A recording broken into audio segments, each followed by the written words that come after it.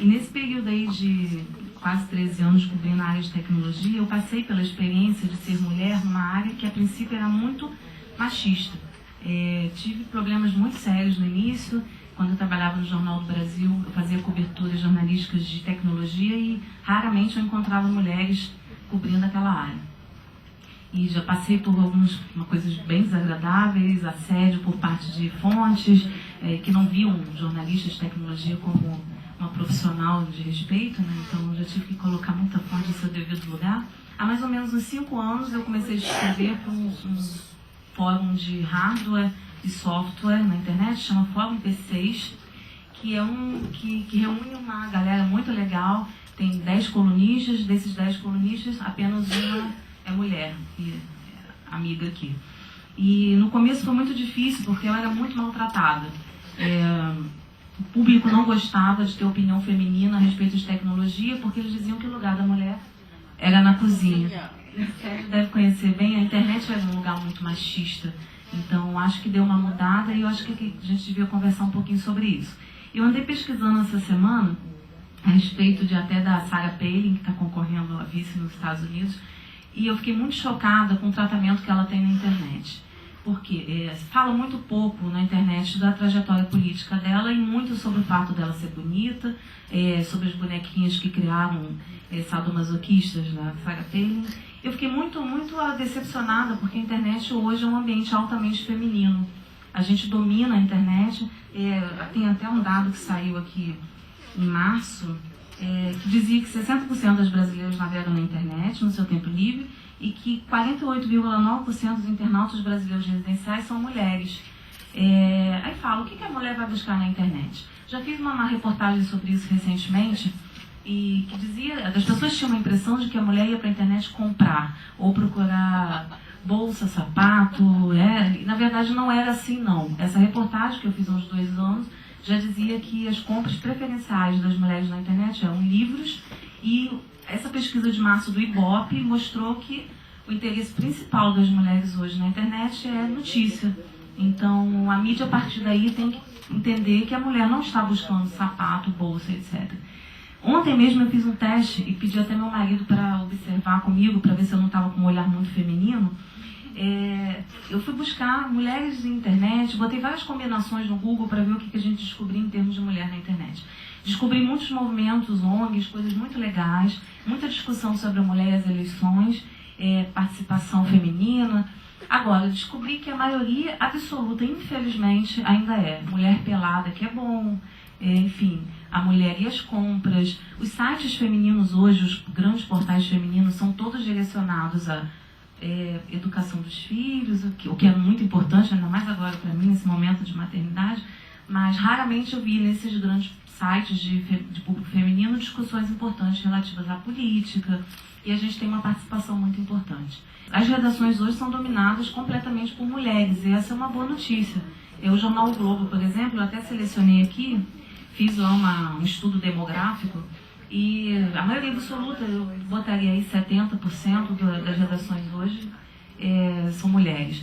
No Globo, as grandes editorias, que são as mais fortes, né, que é a editoria de política, a internacional, a economia, o Caderno Boa Viagem, a revista O Globo, a revista da TV, o Magazine, o Rio Show e o Ela, naturalmente, são todos editados por mulheres. Então é legal ter uma mulher, por exemplo, editora de política. A Silvia Fonseca é uma mulher que tem uma presença super forte, a opinião dela é aquela que vale ali. E eu fico muito feliz das mulheres estarem bem posicionadas dentro da empresa.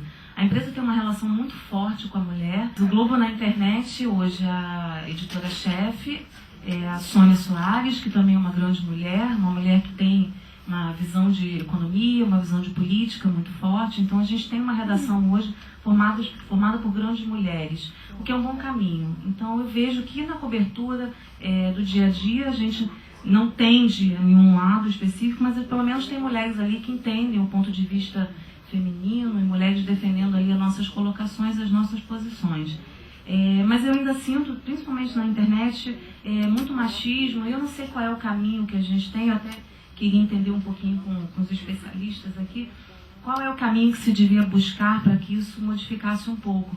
Que eu acho que a mulher tem que ser vista muito mais como dona de casa e por aí vai. As coisas que eu ouvia no Fórum P6 há alguns anos, que era, vai para casa lavar roupa, o que você está fazendo aqui? Mulher não entende tecnologia. Tecnologia era uma área extremamente masculina. Hoje em dia é exatamente o oposto, e isso muito me alegra. Eu estive essa semana num congresso em São Paulo, que chama FutureCon, é o maior congresso de telecomunicações do Brasil, e assim que acabou o primeiro painel, que era o mais importante, com todos os presentes de operadores e tal, eu fiquei percebendo, fiquei meio de lado, fiquei percebendo quantas, já que eu sabia que via aqui, né, discutir, fiquei percebendo quantas pessoas ali, naqueles repórteres todos, que devia ter uns 130 e pouco, eram mulheres. Na verdade, eu saquei que 98% da pessoa tinha 2 homens. Recentemente, uma coisa interessante nessa área de tecnologia, eu fui procurar fazer uma reportagem sobre as grandes mulheres presidentes de empresas, de grandes empresas. Na área de tecnologia, infelizmente, eu não achei nenhuma no Brasil. Então, eu fiquei pensando, há um grande problema aí.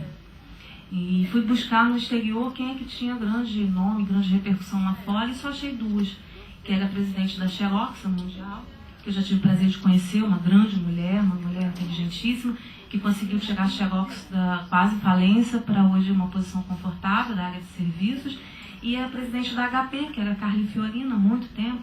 Mas, além dessas 2, eu raramente encontro. É uma área extremamente árida do público feminino. As mulheres não têm ainda uma grande visibilidade no setor de tecnologia, infelizmente, porque temos grandes cabeças pensantes aqui no Brasil nessa área. E já entrevistei boas pessoas, mas que não conseguem chegar lá. Então, eu não sei se existe um certo preconceito por parte dessa indústria, ou não sei se, enfim, eu fiquei tentando nessa reportagem que acabou não saindo, porque eu não encontrei. E eu queria que essa parte fosse um pouquinho melhor trabalhada, mas infelizmente ainda não é. Mas vejo na internet uma pequena mudança acontecendo aqui e ali, mas eu acho que a gente tem que investir mais nisso, porque somos maioria, praticamente maioria. A gente tem, por exemplo, um público feminino na internet muito maior do que o da Alemanha ou da Itália, por exemplo. Menor, o Japão, infelizmente, é um caso à parte, que o Japão, ainda por questões culturais, as mulheres não têm muita ligação com a internet e tal, mas em todos os países a participação das mulheres na internet está crescendo de forma exponencial. E aqui no Brasil a gente pode dizer que está havendo uma mudança, as empresas estão mais preocupadas. Eu sei que a campanha já pensando em tratar a mulher como a tomadora de decisões em casa. Hoje as pesquisas indicam que nas compras domésticas a mulher é que decide, o homem só diz sim senhora. Isso já está valendo, então as empresas estão mudando, mas eu ainda sinto que tem um viésinho machista, daquela coisa de a coisa rosinha, vamos agradá-la como? Falando de filhos ou de mostrando lojinhas virtuais para compra de bolsa. Eu acho que a gente devia ser tratada mais como pessoas politizadas, com grande capacidade, como a redação do Globo mostra hoje em dia. Eu acho que é isso.